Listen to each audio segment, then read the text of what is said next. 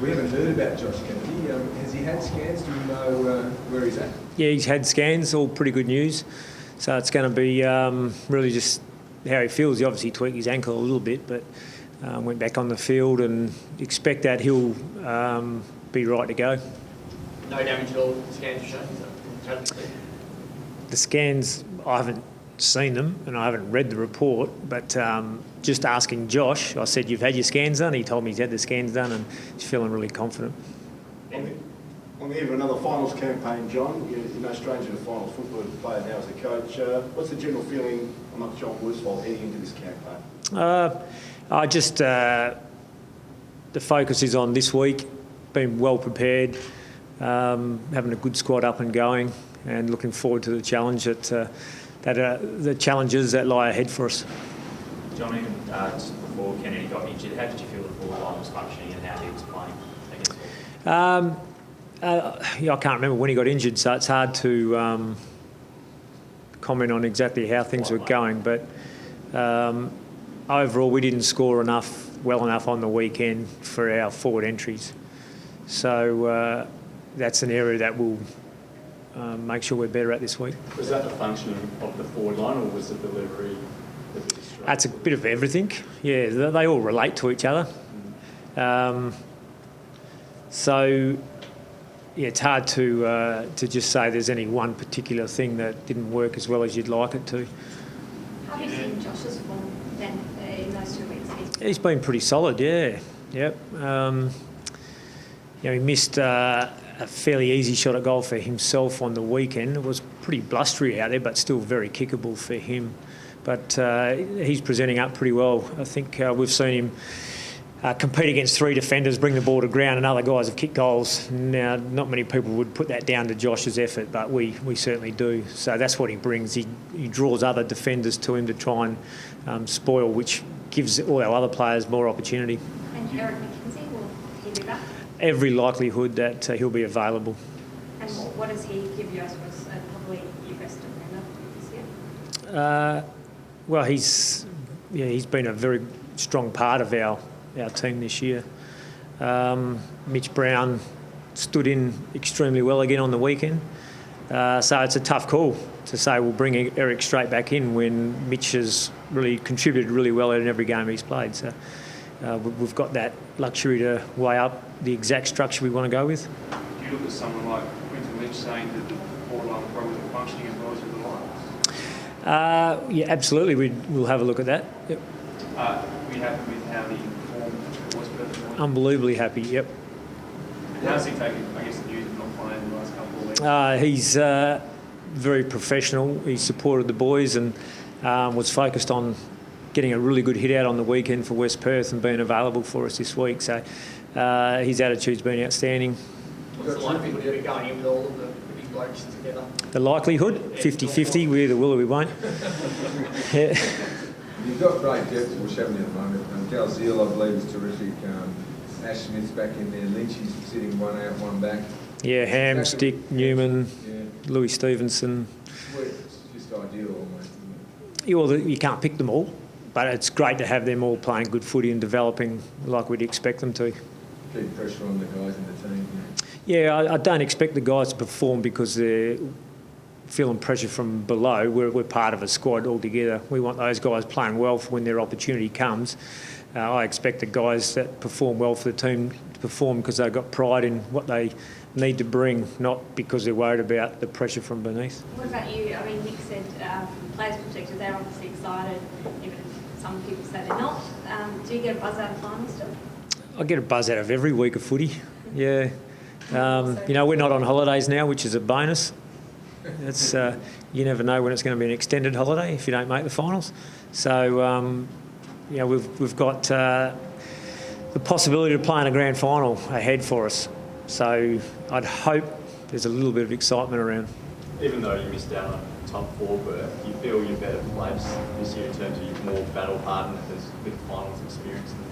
I haven't really thought about that, but you take into account that Andrew Gaff and Jack Darling were in their first seasons last year, and this year they're in their second season. So regardless of a couple of finals games last year, they're much better ahead, and that does go for Nic Naitanui and Scott Selwood and Luke Shuey.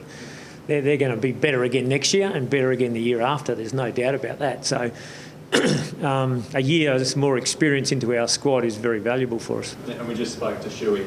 He admitted he got a bit found out in last year's finals, just the intensity of it also from that aspect, not even from the games played, but just from that pure intensity increase. Are they better placed to handle? Well, I think, as I said, that Luke's had heavier tags this year, so he's learnt from that.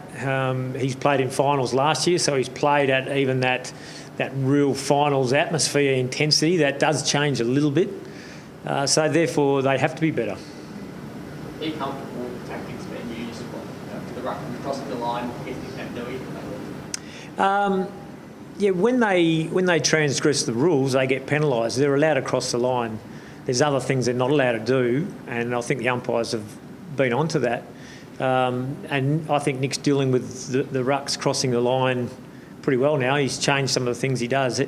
There's times when he doesn't have to jump to beat them, or he doesn't need a run-up. If they're just crossing the line and standing there, he can stand next to them and do a basketball tip-off, and he still gets a foot higher. So he's won some good hit-outs rucking against that style in the last 6 weeks. So, he's learning about how to read all those sort of things now.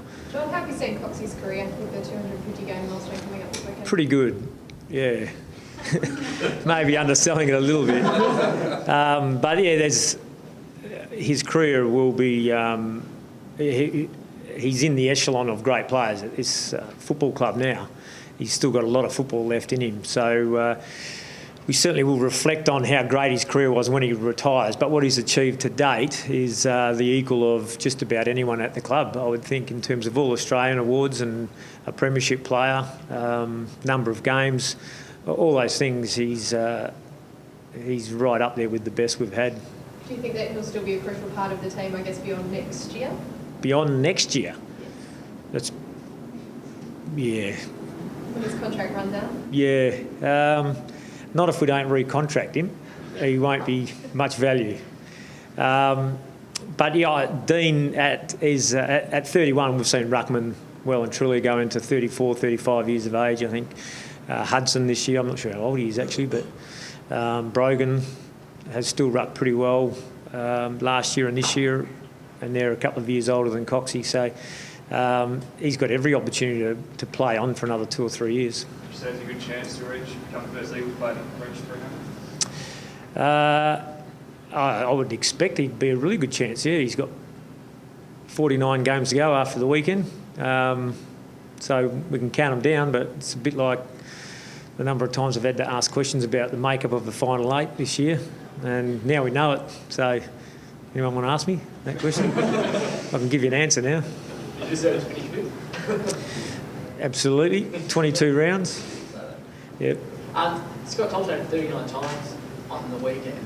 Their back line, they do set up defence. Your forward press is really important. Is that the key, not allowing their backmen to have easy ball? That's not the key, but that's a part of it. Yeah, that's a part.